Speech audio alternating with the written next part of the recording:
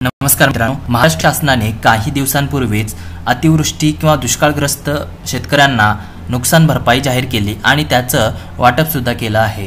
हे करण्यासाठी शेतकऱ्यांना एक केवायसी करायची होती आणि केवायसी साठी एक विशिष्ट क्रमांक हा दिला होता। प्रत्येक गावामध्ये नुकसान भरपाईग्रस्तांची यादी आली होती, त्या यादीमध्ये त्यांचा विशिष्ट क्रमांक हा दिला होता।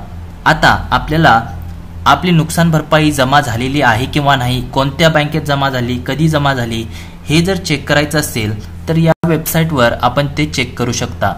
ही वेबसाईट आहे आणि या वेबसाईटवर गेल्यावर इथं आपल्याला तो विशिष्ट क्रमांक जो आहे तो टाकायचा आहे।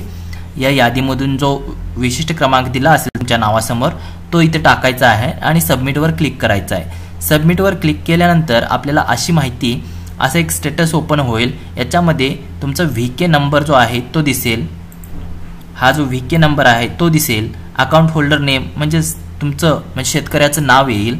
त्याच्यानंतर अकाउंट नंबर आपल्याला दिसेल आणि कोणत्या तारखेला ते जमा झालेलं आहे, ते कोणत्या बँकेत जमा झालेला आहे, अमाउंट किती जमा झाली, रिमार्क काय असेल तर, आणि पेमेंट स्टेटस इथे सक्सेस किंवा फेल हे डिटेल्स आपल्याला या केवायसी चा जो स्टेटस आहे त्याच्यामधून आपल्याला चेक करता येणार आहेत।